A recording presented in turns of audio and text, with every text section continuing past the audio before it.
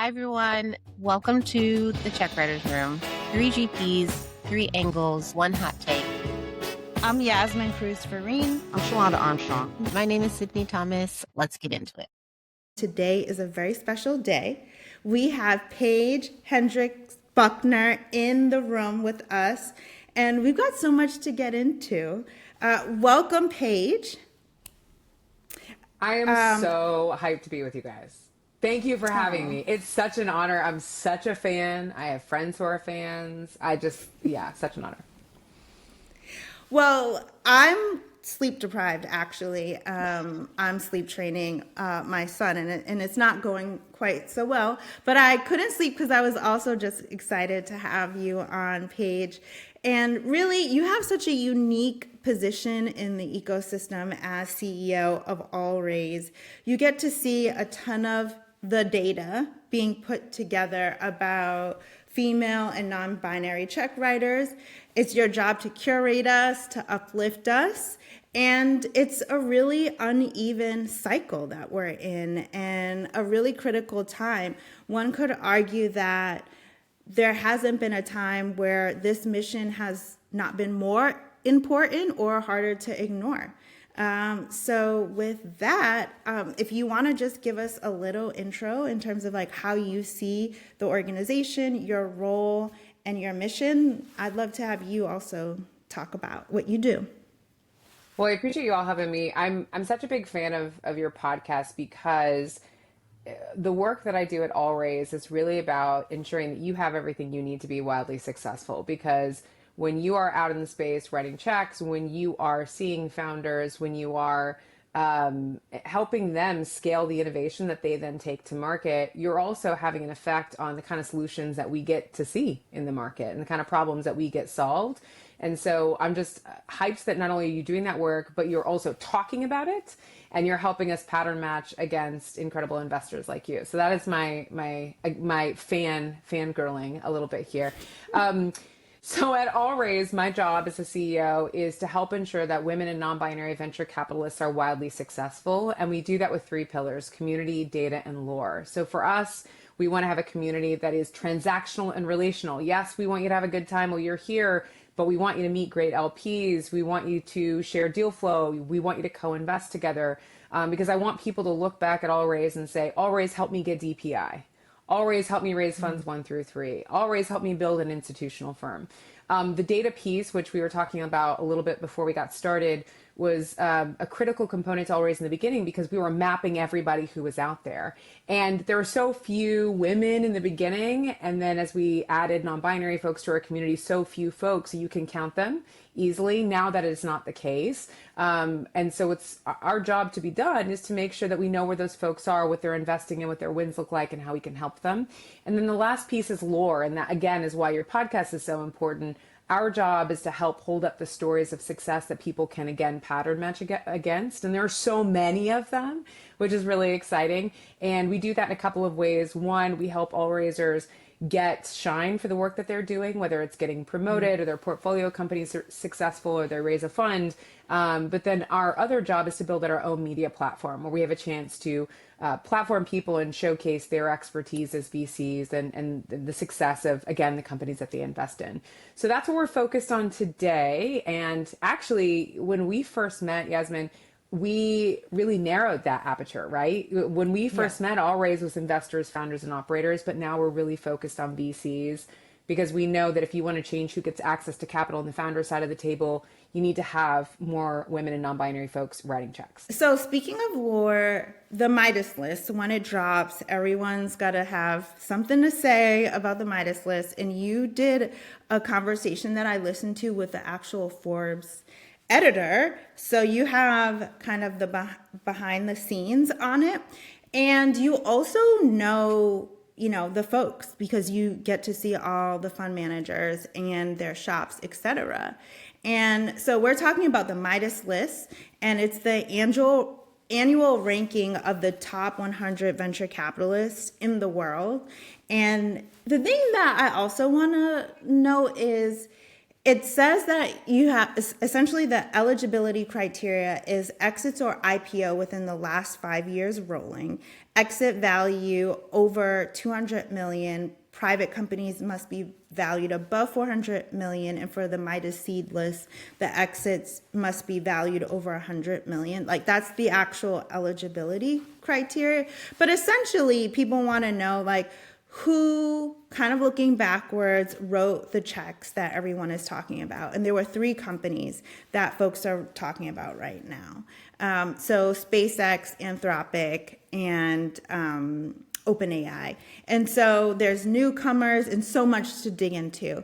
But Paige, when you saw the list, do you feel like I've got so much work to do, or was this kind of what you expected? What was your reaction to it? Yeah, so when we talk about the Midas list, I think the framing that you just gave is really important because you start to see turnover as a result of that criteria, right? So somebody's not on there forever for an investment that they made 25, however many years ago.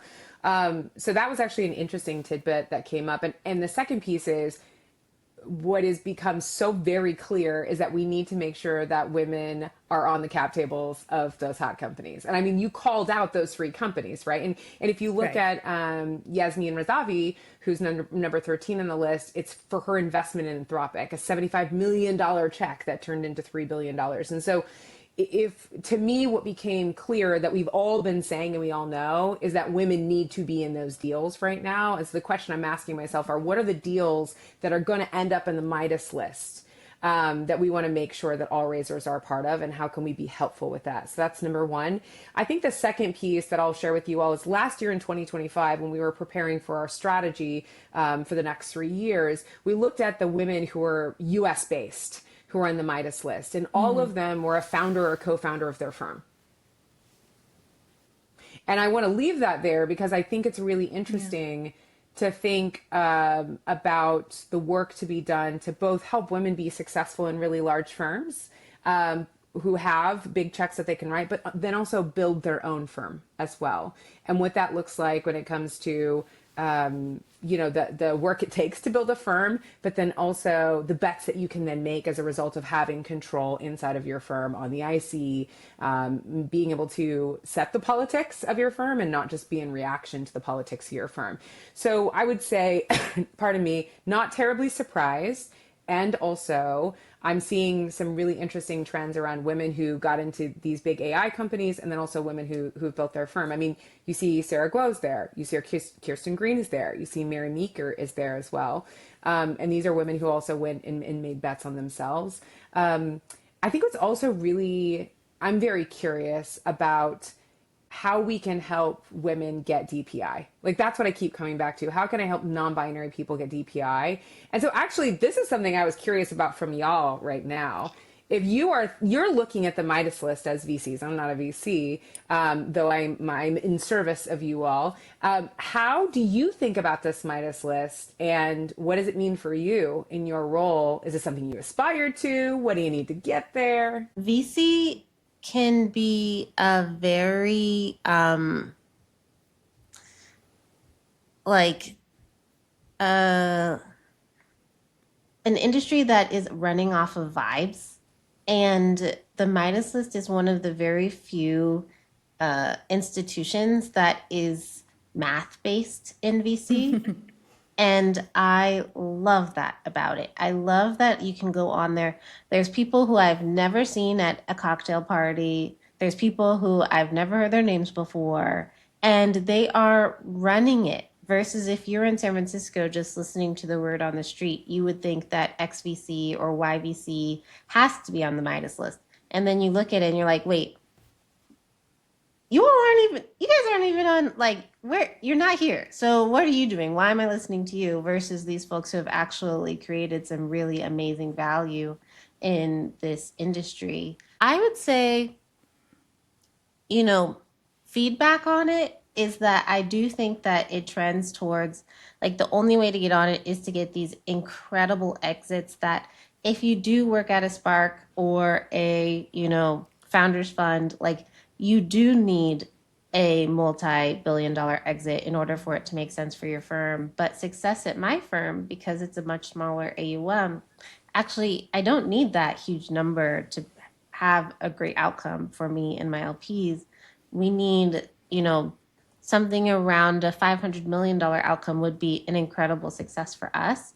And so I think that I'm curious if there's almost like I don't know, who was smaller than Midas in like the Greek god slash goddess like theory. But if we could have a different, Greek goddess list that is based off of like the mathematical returns for funds that are 0 to 100 million versus focusing more on the funds that are, a billion plus. So I think there's kind of two things that I saw. So in the top 50, the three women out of the top 50, so that's only 6%. So that's kind of like underneath the check writing stat.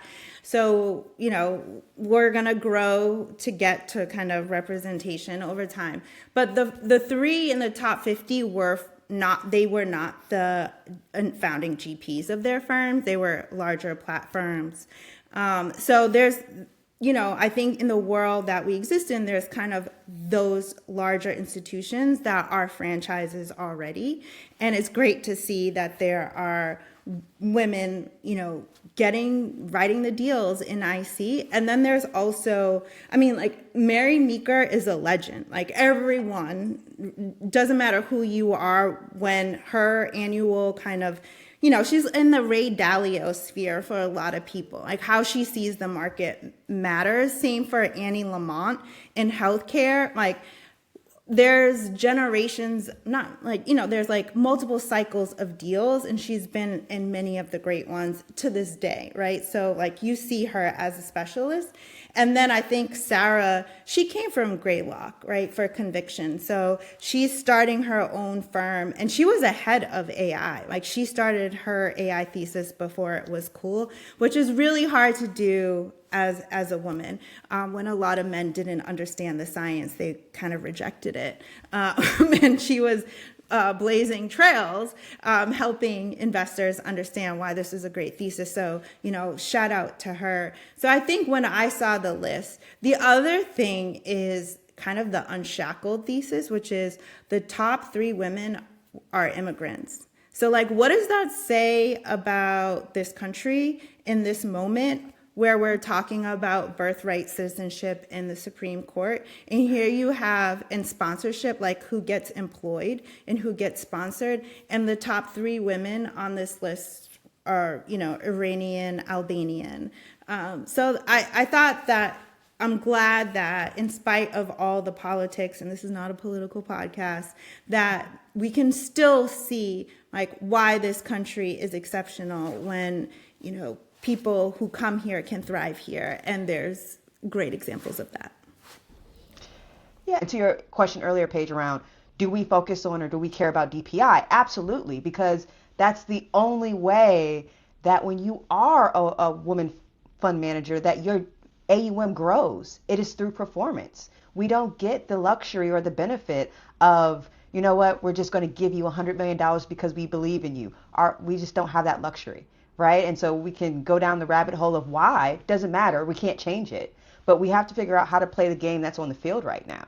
So I absolutely think you're right, Paige, of like, how do we focus on DPI, especially in a market that there's not a lot of it right now. And even if you are able to get into some of these hot AI companies, we honestly don't know if we're going to get the exits that we're anticipating. Right? So it's all of these different dynamics that are happening. So I absolutely think this Midas list is important. But to your point, Paige, there's so many other parts of the conversation that we're not talking about that leads to how do we get more women on this list? Well, so to your point, Angela, I appreciate you pulling that out because I think, at the end of the day, your job is to get returns, right? Like you want to get returns for your LPs. That is the job to be done. And so whether or not it's a Midas list play or it's at the end of the day, you're just a great investor who gets returns. You do your job very well. Your founders love you, which is also something I know about everybody and on this podcast. Like you you are hitting the right marks. I am curious for you all, what's another grade card, like a Midas like list, and Cindy, you started to talk about this, that we could have that does play more into like what it means to be a great investor. Do you all have any other thoughts about that? I know we're just like we're spitballing, but I want to hear. Yeah. So, I mean, one Come that I on. use is, will your founders actually pick up the phone for you when you need something from an LP? So that's always like my great, because here's the thing, a lot of founders, and I'm not sure how publicly they say this in front of VCs, but a lot of them, they don't want the VCs anywhere around, right? They just want the check, and they feel that they can figure it out themselves. But if they have an investor that they feel really cares, is really committed to the company and their growth, you'll be surprised what your founders will do for you, and they will pick up the phone and go the extra mile for you if they feel like you care. I also think there's, you know, we've now been through some pretty challenging fundraising rounds like that we have participated in with founders. Playing well with others as an investor and playing the long game with your founders, I think has become less um, enticing. And I feel like that's actually a big part of our job. And so, if there's a way to actually judge that and grade that, I think it'd be incredibly useful, not just for me as I'm looking to fill out the syndicate with other investors who also play nice with others. Like, I don't want to work with another investor who I know is just going to add drama to the founder. And I also don't want to, I also know the founder cares a lot about that. And so if we could have almost like a scorecard on how many red cards, how many yellow cards has this investor gotten from their interactions with other founders, I would love that. Yeah, I think one of to your point in terms of pointing out a little bit of playing nice with others, but inside baseball is there are, especially later stage firms, Series A and above, they won't lead or even co-lead where they don't know the firms on the cap table. They'll just be out of the deal. And I think part of that is people have fresh, experiences and or maybe even litigation money to lawyers where that didn't go so well. So, I mean, and then you have managers like ourselves who are downstream, but we're kind of just launching our platforms in some cases. If you're on fund 2 or fund 3, if you're on fund 1 and people say, I don't want to invest if I don't know you so well, then you're never going to be invited to be on the cap table of some of these incredible deals. So, yeah, I think there's a lot of kind of having a long-term approach to thinking that is required in this business that I'm sure you get to see up close and personal, the dynamics. Yeah, and I was thinking to myself about this. This is such a people business, and it's interesting because as we look at the Midas list, and that is such a data-driven list of people and their accomplishments and their investments. But at the end of the day, those investments were made because people trusted each other. The founder trusted the investor trusted the founder, the LPs were in. Like, it is such a people business, and what I'm hearing you all talk about is like, uh, we want to know the people we're working with, and that people don't work with people they don't trust. And so as I think about helping people grow trust in the industry, like that's one of the reasons why community is our first pillar, because of this exact dynamic in the industry. So people get a chance to be relational before they are transactional.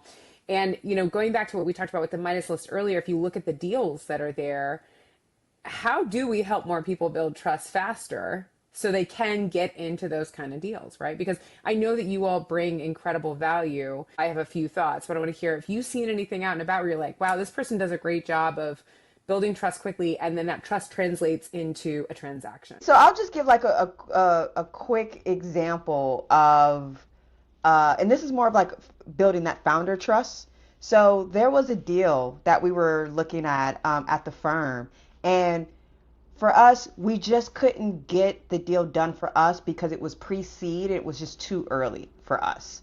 but I knew a firm and I knew an investor that I trusted, and I shot the deal over to them. And that was Yasmin, right at Visible Hands, because pre-seed is her lane. She loves the Wild Wild West, right? And It so, is not hopes and dreams, guys. This is Do we love the Wild but Wild that, West the movie, don't or do we also the that Will Smith joint? Shalonda, don't.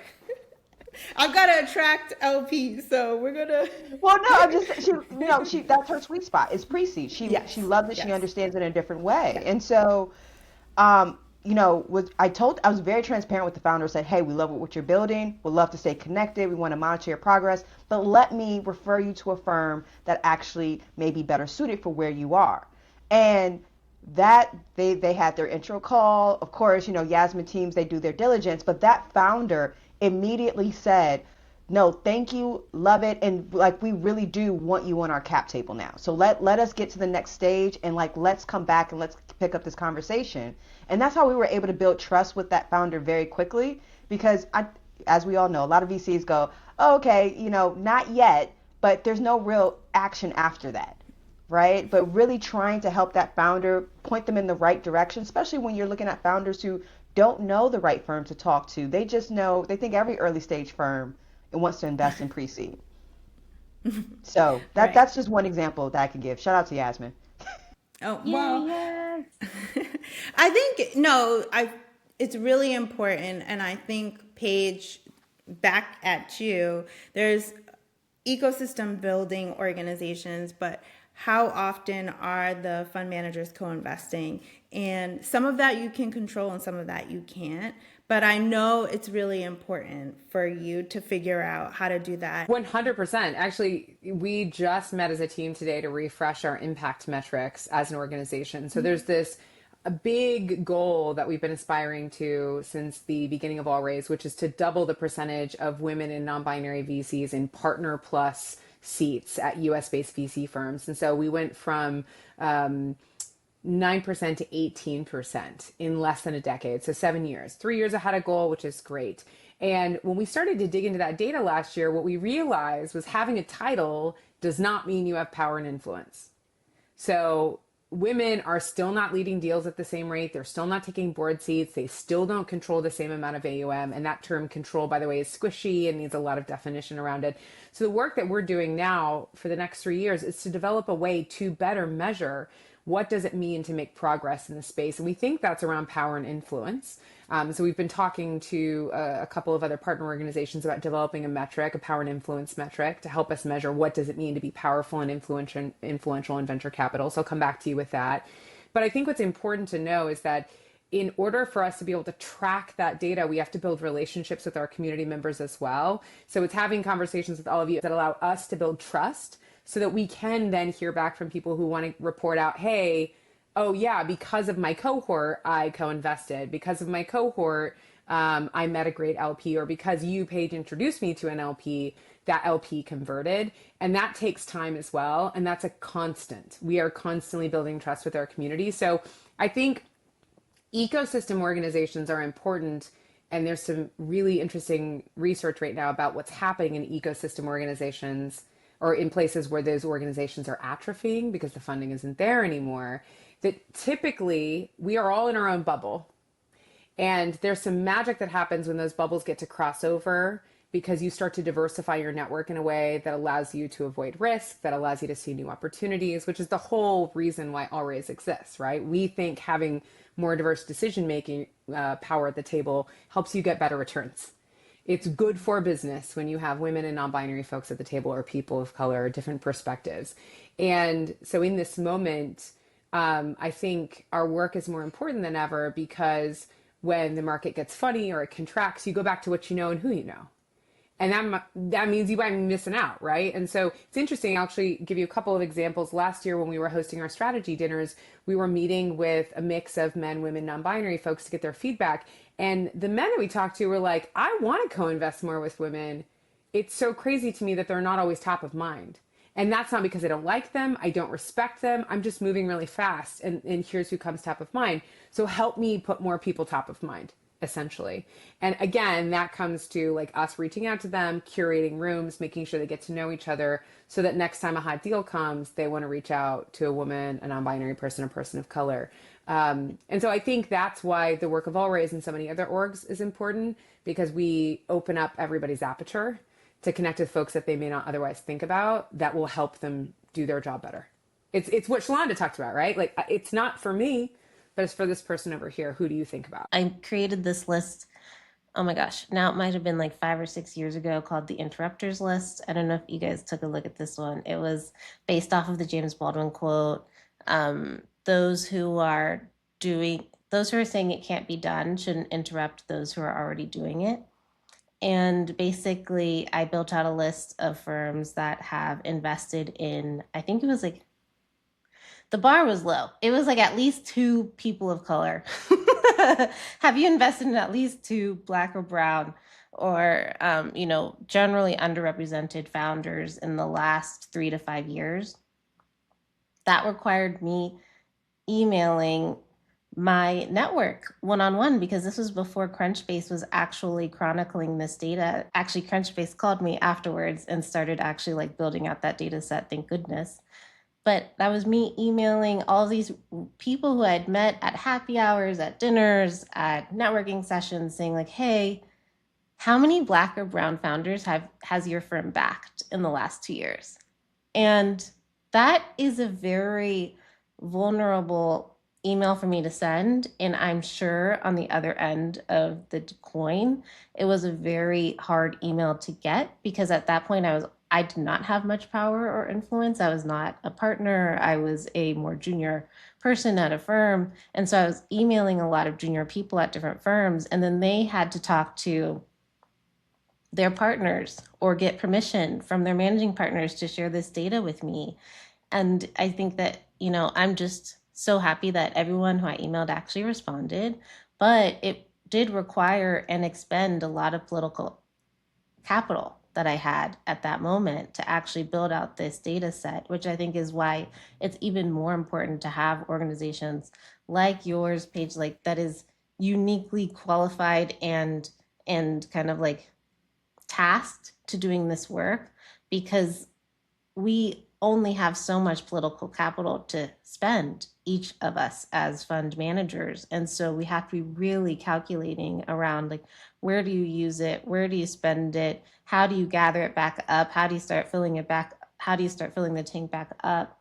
And so, yeah, I think a lot of people just don't realize how hard it is to just get the data in an industry that is as private as ours. And so Paige, we have you, and Okay, we know you have me. you have a front row seat to Yeah, emerging managers right yeah, now. What are you seeing in the market for the first and second time fund managers? Like, yeah, we all know the macro environment has shifted. We all know yeah, we are in a complex political environment right now. What yeah. are you hearing both from the LPs but also the GPs around this market? Yeah, so a couple things I want to talk about. Big picture first, that specifically women and diverse owned firms manage under 1.6% of US AUM. Under 1.6. That is bananas. So I want to share that with you all, because I think if we go back to the Midas list, we're using this as a data driven conversation. To be able to play in those leagues, the amount of capital that you need to be able to raise to get into those rounds, right? So I've been thinking about that quite a bit. And it's going backwards, we think. And so we've been looking at some data that the number of women in minority owned firms actively raising capital fell 12% in 2025, the first decline on record. And so as we're looking at that data, part of what we're asking ourselves is, how can we help fund managers raise capital, especially those first 1 to 3 funds? And so this, Shalanda, one of the topics that we're digging into right now is, okay, where we are year to date, how's fundraising going for funds 1 and funds 2? Those are the 2 questions we have. So I'm going to come back to you with that data. I think big picture, here's what I'm hearing on the ground. A lack of liquidity makes it hard for LPs. Full stop. I'm saying that to you all as you are hearing that over and over again. At the same time, there is a recognition that emerging managers do very well. And I just want to play this out again, that emerging managers outreturned established peers by 7.2 points of IRR across 2,471 US venture funds from 2000 to 2024. And so this comes from our friends at the Calibri Institute, and they wrote a great white paper about why emerging VC managers matter earlier this year. I think what's important for us to know is that not only that, but we also know that funds with at least one woman GP deliver equal or better returns despite raising under a disadvantage. And the mean IRR is 14.99% versus 13.37% and 20% more unrealized value. So the picture that I want to paint for people here as we think about the story of why it's important to invest in emerging fund managers and women specifically, I'm going to call that out here, is that there's an opportunity to get an advantage in this market if you are deploying capital. So that's number one. But number two, to your point, Shalonda, like when this liquidity does come back to the market, what are people going to do with it? And it's a question I've been wondering quite a bit about, because we have some interesting dynamics happening. One, you have people who are coming in who, once they, get some cash in the bank, could they become LPs? Right? Yeah. So, and are they your LPs, the people in this room, right? The second question I've been thinking deeply about, and I'm involved in this initiative called the Women's Wealth Advisory Council with the first partner of California and Catherine Rice at Gingerbread Capital, is this massive wealth transfer that's happening to women. And so is there an opportunity for women who already don't know about it and have traditionally been coached into philanthropy to understand the opportunity in venture to become an LP? And so in this moment when there is so much contraction in LP behavior, there's a lack of liquidity, there's also some new capital that's opening up, and I'm really curious about what's going to happen to that capital and what could we do, and we've already been doing this at a smaller level, help connect those people with great fund managers like you all, so that well before you need to raise that fund, you have a chance to get to know them and build a relationship, so that again, like when it's time to write the check, they're like, yeah, it's obvious to me, I want to invest in you. So that's what we're hearing right now. I think what I'm excited about is that in this moment, we have an opportunity to support the next generation of institutional fund managers. And I'm excited to make bets on people now. Whether you're spinning out from a big fund or you're at a smaller fund and you start your own, it doesn't matter. Like, we're making bets on you all now. So that's what I'm hearing and seeing right now. So, you're overseeing all of these women-led or non-binary VC firms, right? And fund managers, and they're part of this organization. What are some of the things that you hope that the fund managers understand about All Raise and ways that they can engage more to stay connected as they continue to evolve from a past an emerging manager to an established firm? So first, if you want, and if you haven't already, reach out to me at paige@allraise.org and we'll plug you in. So the way that All Raise works right now is we have cohorts every year that we run. We have one recruitment cycle that happens, and we're running them for principals and for partners. And we also have our annual VC Summit, which is a small invite-only curated group of mostly senior women and non-binary folks with men and LPs as well. So reach out, share with me what's going on. I love to talk to managers every single week. I love to talk to VCs at big firms. I want to understand what your story is and how we can be helpful. So that's the first thing that I will offer to everybody. Number two is we want you to win. So tell me what you need to win. And I think Sydney, Yasmin, like the last time I've talked to both of you is like, what do you need to win? Can I make LP intros? What can we do to be helpful? And we are a nonprofit. And so we are fundraising as well. I'll just say that out loud. We're also fundraising. So if you love a nonprofit, you're looking for a great impactful nonprofit, please come talk to me. But the reason why I bring that up is that we actually act a lot like a startup. So we build based on what our community members need. We test out, pilots, and then we scale what does and doesn't, what works. And then what doesn't work, we close up and we try something different. So what I want people to know is if you're like, hey, there's this burning need that I have, come and talk to me about it. Yasmin, I keep going back to this wonderful conversation when I first stepped into the CEO role. And there are two things that came out of that conversation that have now turned into more improved programming for All Raise. One was focusing the VC Summit to make sure that we were actually giving people what they needed and not trying to serve everybody a little bit, but serve a few people very well. And then the second piece of that is making sure that we create an inclusive space for people, whatever we do, which means going to have one-on-one conversations to make sure that people feel welcome. So we want you to win. Let me know what you need to win. And if we don't already have it and we're not building it, I'm happy to point you in the right direction to get it for you. Yeah, and I can attest to that. You've made multiple LP introductions, and I appreciate that. You also understand that money moves at the speed of trust.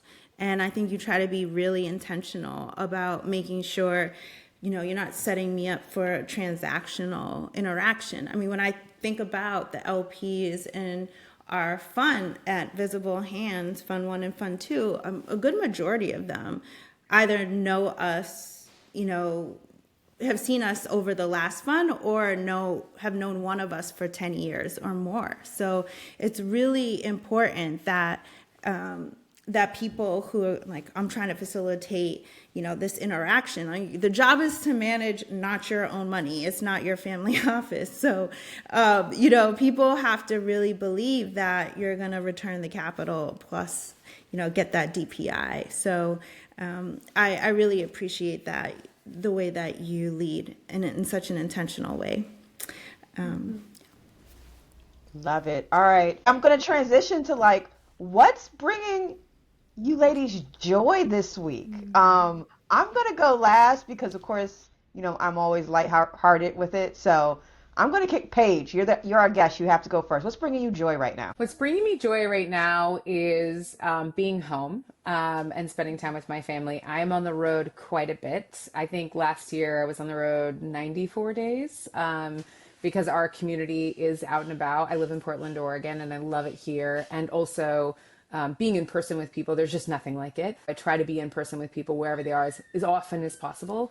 And this is my nesting season. It's probably the best way to put it. So I love being home. I love being outside. I love being with my kids. I've got two of my nieces here. One of them did my hair. Thank God for her. And so I know it's just it's such a good, I feel so good. I get up in the morning, the sun's out. So yeah, that's what's bringing me joy. I'm so glad you asked that, by the way. That's I need to borrow that. That's a great question. So mine is, honestly, it's on the same train as yours, Paige. I am loving VC calendar year. For folks who don't know, run kind of like a school year. It's debatable. Some years, it's choppier than others. But this year, June was hot because of all of the IPOs, right? And now summer, it feels like has officially kicked in. I'm getting so many out of office emails and I love it because then I can actually I have an excuse also not to respond very quickly. I can take a walk on the beach. I can make myself a very delicious lunch. I can just be a bit more slow in my day, which then just feels really, delicious, literally pun intended, because my lunch was delicious. So I'll go next, and Wimbledon has started, and there's something about Sabalenka sportswomanship that I'm not such a fan of, and Naomi Osaka served her up some really good tennis, and I'm excited to watch the whole tournament. I mean, we've got FIFA going every day. We've got Wimbledon. It's such a wonderful time for sports right now. And I want to shout out a Boston friend, Anna Palmer. I saw FC Legacy on ESPN, the Boston women's sports team, after one of the soccer games. So great to see Gillette Stadium packed with folks watching women's soccer. So I'm going to say Wimbledon and women's soccer on ESPN. I have two as well. So what's bringing me joy right now, and we're recording in real time, ladies and gentlemen. So Right now, we just witnessed one of the greatest comebacks in soccer. Don't cry for me, Argentina. Messi is something special. Please cherish it while it's here. We don't know how much longer we have. So I think that is bringing me a lot of joy. And then also Yasmin with the like Farrah Fawcett flip right now. She's pushed it back now, but It is really fun. yeah, like here's the thing. I love when a woman has the Farrah Fawcett flip in the middle of summer and humidity. You just have to applaud it because you have no idea what she went through to get that curl correct. You have no idea. It's literally 100 degrees where I'm at, 100 in the car. So, yes. Thank you.